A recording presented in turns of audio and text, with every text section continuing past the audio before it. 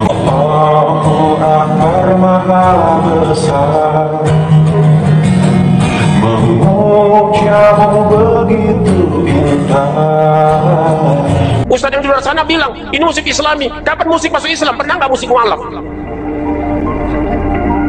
Nggak pernah Pak disyaratkan musik itu. Yang dibolehkan dalam Islam rebana, tidak ada pakai seruling, tidak ada organ tunggal, tidak bergitar. Itu permainan syaitan.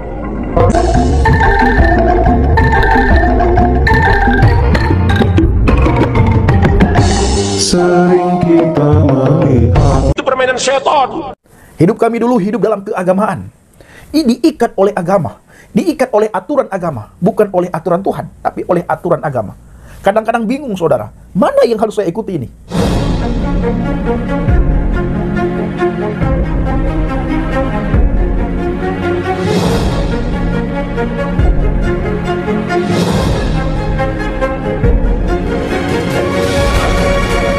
Haleluya, haleluya, shalom alaikum warahmatullahi. Salam Aki. Aku kabarkan Injil keselamatan. Bapak Ibu kasih Tuhan, ketemu lagi dengan saya Evangelis Avraham Effendi Usman. Bagaimana kabar Bapak Ibu semua? Tentu luar biasa. Dan saudaraku, kira-kira bagaimana pendapat Bapak Ibu semua mengenai video yang baru saja saya putarkan di awal tadi? Nah, saudara bingung nggak kira-kira? Peraturan yang mereka buat sendiri dan mereka langgar sendiri Bapak Ibu. Ada sebagian penceramah mereka mengatakan haram, tetapi ada juga yang berkata tidak haram, tidak masalah. Nah, seandainya itu benar-benar haram seperti Munzir Sitomorang bilang tadi Bapak Ibu, sangat kita sayangkan bagi mereka yang kerjaannya itu adalah di bidang seni, di bidang musik. Banyak sekali saudara kita umat Islam yang menjadi pemain musik, drum, keyboard, gitar, dan juga penyanyi saudara. Bagaimana nasib mereka seandainya itu hukum Tuhan? Dan ditambah lagi Munzir Sitomorang selalu berkata haram.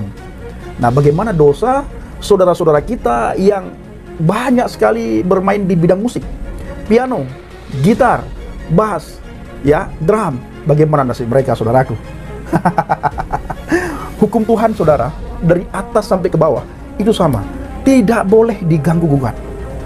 Alkitab berkata, ya katakan ya, tidak katakan tidak. Selebih daripada itu berasal dari si jahat. Begitu juga kalau memang haram, ya haram. Tidak boleh lakukan sama sekali dengan keadaan apapun dan dengan alat apapun yang namanya musik atau berbaur musik. Kalau memang haram, semuanya buat aturan haram. Nah, Bapak Ibu, mereka ngomong sendiri, langgar sendiri saudara ya. Satu lagi joget-joget ya, dan dia main gitar, satu lagi mengharamkan. Nah, mengharamkan saudaraku. Wah, Bapak Ibu, saya mengajak kita semuanya untuk melihat 1, 2, 3, 4, 5 firman Tuhan. Nanti saudara sendiri yang akan menyimpulkan ya. Nah, di dalam Lukas 11 ayat 42 saya mulai. Tetapi celakalah kamu hai orang-orang Farisi, sebab kamu membayar persepuluhan dari selasih, inggu, dan segala jenis sayuran, tetapi kamu mengabaikan keadilan dan kasih Tuhan. Yang satu harus dilakukan dan yang lain jangan diabaikan. Lukas 11 ayat 43. Celakalah kamu hai orang-orang Farisi, sebab kamu suka duduk di tempat terdepan di rumah ibadat dan suka menerima penghormatan di pasar. Bapak Ibu, firman Tuhan yang saya bacakan ini saudara sendiri yang simpulkan, saudara sendiri nanti yang akan mengartikan ya. Saya hanya baca untuk mengingatkan kita supaya kita jangan seperti orang Farisi. Nah, ayat yang ke-44, Lukas 11 ayat 44. Celakalah kamu, ini sudah 3 ayat, celaka, celaka, celaka. Celakalah kamu, sebab kamu sama seperti kubur yang tidak memakai tanda. Orang-orang yang berjalan di atasnya tidak mengetahuinya. Nah, saudaraku, di ayat yang ke-45, Lukas 11 ayat 45.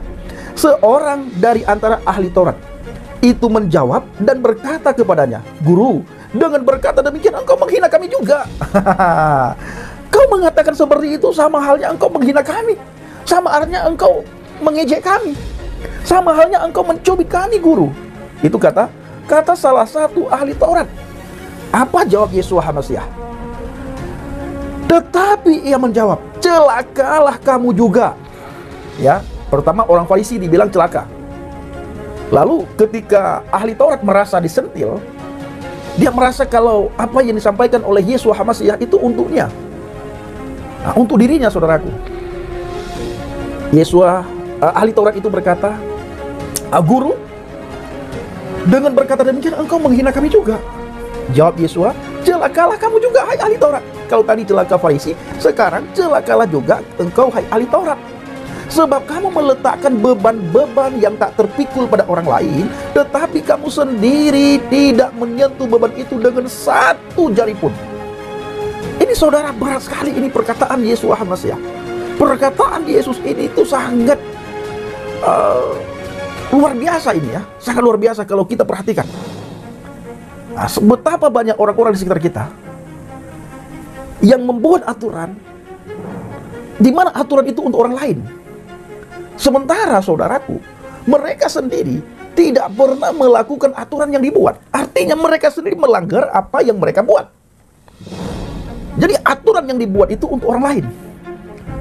Kalau kita melihat bagaimana para ahli Taurat, Farisi, Saduki, mereka itu asik melakukan hal-hal yang tradisi, saudara, turun-temurun, tetapi mereka mengabaikan kasih Tuhan. Dan mereka suka menunjuk orang lain. Itu ahli Taurat. Mereka seolah-olah hebat. Semua firman Tuhan mereka ketahui. Dan mereka menghakimi orang lain dengan firman Tuhan.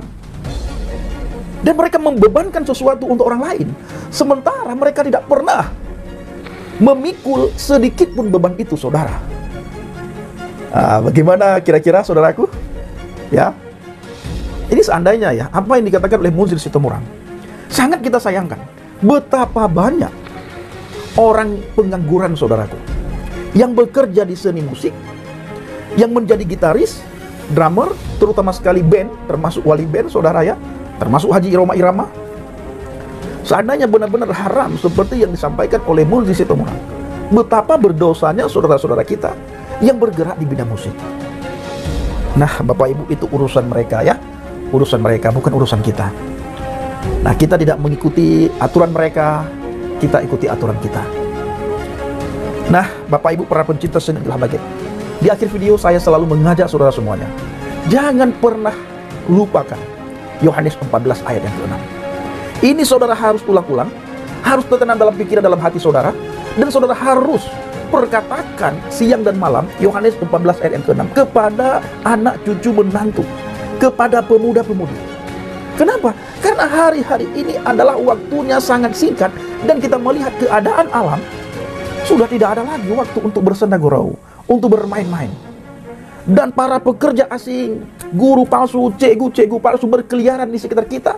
Mereka ingin mengubah iman percaya kita dengan berbagai alasan, dengan berbagai cara, saudara. Mereka ingin supaya anak-anak Tuhan yang percaya kepada firman yang hidup, firman yang nuzul menjadi manusia, bisa murtad.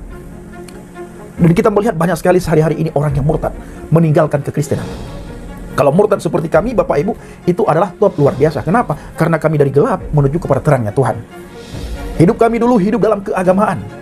Ini diikat oleh agama, diikat oleh aturan agama, bukan oleh aturan Tuhan, tapi oleh aturan agama. Kadang-kadang bingung, saudara, mana yang harus saya ikuti ini? Nah, kalau mazhab ini berkata begini, mazhab lain lagi berkata begono. Nah, seperti saudaraku, di Indonesia misalnya, saya dulu memakai mazhab Syafi'i. Nah, di mazhab Syafi'i, selesai berwudu, itu tidak boleh lagi bersentuhan antara laki-laki dan perempuan yang bukan muhrim. Nah, tetapi kalau saudara melihat ketika mereka melakukan ibadah haji, nah itu berdesak-desakan antara laki-laki dan perempuan. Nah, di sana tidak lagi dipakai mazhab Syafi'i. Nah, jadi tidak berani juga kita mengupas terlalu dalam, saudara ya. Nah, jadi hal-hal seperti ini, saudaraku, saya sering pakai di penginjilan. Nah, saya ajak teman-teman untuk sharing bagaimana hukum Alkitab dan bagaimana apa yang saya imani dulu. Dan rata-rata teman-teman itu terbuka pikirannya, terbuka hatinya, dan puji Tuhan, banyak sekali saudaraku, ketika mereka mendengar apa yang kita sharingkan, mendengar kesaksian saya, bagaimana hidup saya dulu, bagaimana sekarang, bagaimana pemahaman tentang firman Tuhan yang saya olok-olok, yang saya hina, yang saya caci maki dulu, yang saya tertawakan dulu, ternyata tidak seperti yang kita dengarkan. Nah, akhirnya saya sampaikan bagaimana Yesus Hamasiah, Yesus Kristus, siapa dia itu, kenapa dia harus menjadi manusia, kenapa dia menebus dosa kita, kenapa dia berdoa kepada Bapa, Kenapa dia mengalami ketakutan? Dia makan segala macam hal seperti ini yang sering dipertanyakan oleh orang dunia, saudara. Nah, di situ tanya jawab, kita sharing banyak hal sambil ngopi. Kadang-kadang kalau saya lagi banyak berkat, kita ajak makan bakso, kami sharing sambil makan bakso. Nah, kita terbuka dan puji Tuhan, pada akhirnya dengan penuh kesadaran mereka bertobat, menerima Adonai Yesus Hamasiah sebagai Tuhan dan Juru Selamat, dan pada akhirnya mereka mengakui ya. Kadang-kadang saya juga bingung, Bang Bendi, hukum yang kami pakai itu rata-rata hukum karet. Ya, hukum karet. Di saat genting membolehkan, di saat tidak genting mengharamkan. Nah, ini kan hukum karet, saudara. Contohnya apa, Bang Bendi? Mengenai babi. Babi itu haram. Banyak orang bilang, ya, haram. Tetapi di saat tidak ada makanan lain, makanan apapun yang ada di depan mata itu dan yang lewat itu tidak jadi haram, diperbolehkan makan. Nah, kira-kira menurut saudara bagaimana? Baik, saudaraku, para pencinta channel Angel Habaget, kiranya video singkat ini bisa menjadi berkat bagi kita, menguatkan kita, dan bisa menjadi rema bagi kita semua. Ingat, saudara harus merenungkan Injil Lukas 11 ayat 42 dimulai sampai dengan ayat 46. Saudara baca satu perikop itu. Nanti saudara akan mengerti, saudara akan memahami, dan nanti saudara akan dibawa oleh Tuhan dengan pemahaman-pemahaman yang baru. Tuhan akan memberikan pemahaman yang baru setiap hari kepada saudara, kepada kita semuanya di saat kita membaca firman Tuhan. Assalamualaikum warahmatullahi wabarakatuh. Salam Aki. Aku kebarkan Injil keselamatan. Bapak Yahweh Bishop Adonai Yesus Hamasiah berwah kudes memberkati kita semua. Haleluya. Amin. Salam mortadin. Saya mengucapkan terima kasih kepada Bapak Ibu yang selalu mendukung penginjilan Habaget, baik dari doa, dana, motivasi maupun support saudara. Terus kumpulkan doa dan bawa Habaget dalam rumah syafaat saudara, agar banyak orang bertobat, menerima keselamatan, menerima Adonai Yesus Hamasiah sebagai Tuhan dan Juru Selamat. Karena di luar Dia tidak ada jaminan kepastian keselamatan. Yohanes 14 ayat yang ke-6. Dia adalah satu-satunya jalan menuju ke surga. Saudara harus perkatakan ini. Harus saudara perkatakan ini, perdengarkan ini kepada putra-putri saudara, anak cucu menantu saudara, pemuda-pemudi kita. Kita harus ulang bahwa jalan menuju ke surga itu hanya melalui Yesus Hamasiah.